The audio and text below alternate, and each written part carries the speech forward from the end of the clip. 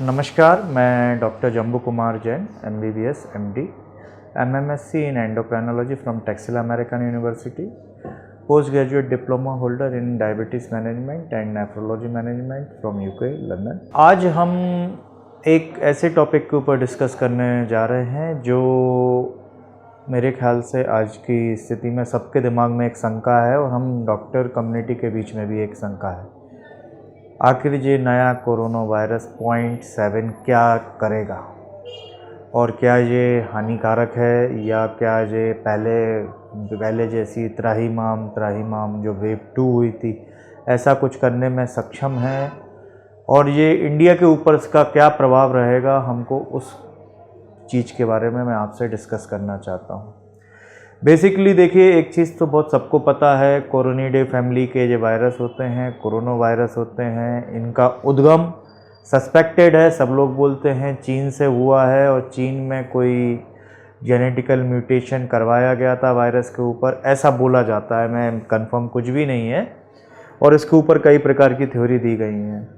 लेकिन जब ये वायरस हमारे देश में आया तो पहली वेव में हमारी सरकार की सतर्कता के कारण काफ़ी हद तक कंट्रोल में रहा, लेकिन दूसरी वेव में थोड़ी सी हम लोगों की असावधानियों के कारण ये फैला और इसने पहली वेव में पहले इसने बुजुर्ग व्यक्तियों को अपना निशाना बनाया, अगर आप डाटा देखते हैं तो, और ये मेरा पर्सनल एक्सपीरियंस भी है। दूसरी वेव में इसने जवान व्यक्तियों को अपना टारगेट बनाया।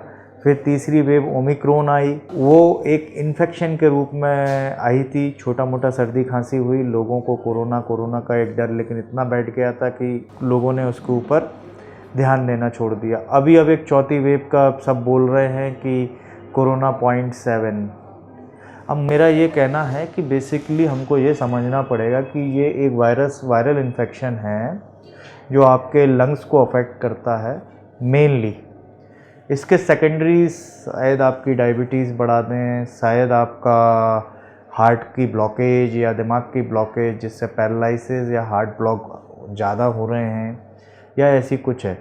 लेकिन अब मैं इसको इंडियन परिदृश्य में और चाइना के परिदृश्य में दोनों में समझाना चाहूँगा। बेसिकली क्या है कि पहली वेव में और दूसरी वेव में इंडिया एक्सपोज्ड था। एक्सपोज्ड का मतलब क्या होता है कि यहाँ का हर व्यक्ति कोरोना के लिए इन्फेक्टेड था, डायरेक्टली और इनडायरेक्टली, चाहे वो पॉजिटिव हुआ हो या नहीं हुआ हो, उसमें कहीं ना कहीं कोरोना वायरस का इन्फेक्शन आया। तो उससे क्या हुआ कि हमारे देश के अंदर और दूसरी हमारी सरकार की मुहिम के कारण भी हम सबने वैक्सीनेशन करवाया, और अभी तक का जो ट्रैक रिकॉर्ड है कि पूरे वर्ल्ड में जो इंडियन वैक्सीन है फार बेस्ट वैक्सीन है, सबसे बेस्ट वैक्सीन इंडियन वैक्सीन को ही माना जा रहा है। तो मतलब ये हुआ कि वैक्सीनेशन प्रोग्राम और इन्फेक्शन पूरी मतलब कम्युनिटी का मास इन्फेक्शन होने के कारण हिंदुस्तानियों में एक हर्ड इम्यूनिटी डेवलप हो गई। हर्ड इम्यूनिटी डेवलप होने का मतलब ये है कि हमारी कोरोना से लड़ने की क्षमता बढ़ गई। अब ऐसे कोरोना जैसा अगर कोई दूसरा वायरस भी अगर हमारे ऊपर अफेक्ट करता है तो हमारी प्रतिरोधक क्षमता उससे लड़ाई करती है। ये सब ओमिक्रॉन के साथ हुआ, वो सब लोग डरे हुए थे, तीसरा वेव आ गया और ये पहले वेव और दूसरे वेव से भी ज़्यादा इन्फेक्टेड वेव है। लेकिन हुआ क्या, चूँकि हम लोगों के अंदर बीमारी से लड़ने की क्षमता डेवलप हो गई थी, एक इम्यूनिटी डेवलप हुई थी ड्यू टू वैक्सीनेशन और due to infection, previous infection, तो हम लोग बच गए। यही स्थिति अभी हमारे साथ चौथे वेव में भी है।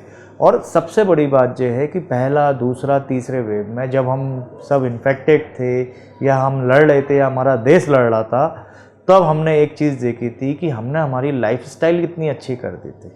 हम संतुलित खाना खाते थे, अच्छा खाना खाते थे, फास्ट फूड का हमने त्याग कर दिया था, नियमित व्यायाम करना चालू कर दिया था, पूजा पाठ करना चालू कर दिया था, बराबर से सोते थे, चिंता नहीं करते थे और प्रदूषण भी कम हो गया था। अब क्या हो रहा है, अभी भी वही स्थिति हो जाएगी तो फिर हम चीज़ों से लड़ने लगेंगे।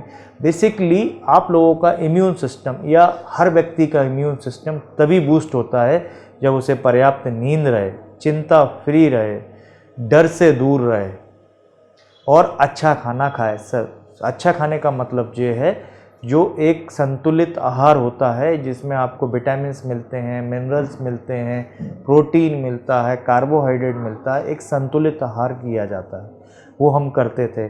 सुबह उठ के पूजन करना है, पूजन पाठ करने का भी एक सिद्धांत होता है। दिस इज साइंटिफिकली प्रूव्ड कि जब आप सुबह उठ के पूजन करते हैं, सूर्य नमस्कार करते हैं, तो आपको सूरज से विटामिन डी मिलता है। घर में आप धूप और वो प्रज्वलित करते हैं तो वो उस धूप से या लोबान से घर का जो लोकल इन्फेक्शन है जो वो कम होता है। तो ये सारी चीज़ें हम लोग करेंगे तो हमारी इम्यूनिटी 0.7 हो या 0.8 हो, 5वां वेरिएंट आ जाए, 6ठा वेरिएंट आ जाए, कोई सा भी वेरिएंट आ जाए, डॉक्टर्स तो सब वेरिएंट से फ्रंट रनर के रूप में लड़े ही है ना।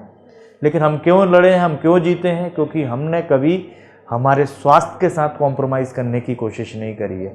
स्वास्थ्य के साथ कॉम्प्रोमाइज़ जब हम अत्याधुनिक लाइफ स्टाइल जीने की कोशिश करते हैं ना, western life style, Indian life style को छोड़ के, तब ये दिक्कत हमको आती है। स्वस्थ जीवन, सुखी जीवन कोरोना से लड़ाई का एकमात्र रास्ता है। दूसरी चीज़, चाइना में अभी इतना क्यों फैल रहा है? चाइना आइसोलेटेड था, चाइना में स्ट्रिक्ट कोरोना पॉलिसी थी।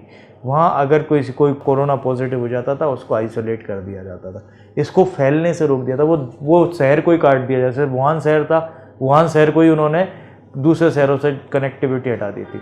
अब वो जो वहाँ पे फैल रहा है हमारी तरह पहला और दूसरा वेव है वहाँ का, और वहाँ की वैक्सीन भी इतनी अच्छी नहीं है एज़ कम्पेयर टू इंडिया।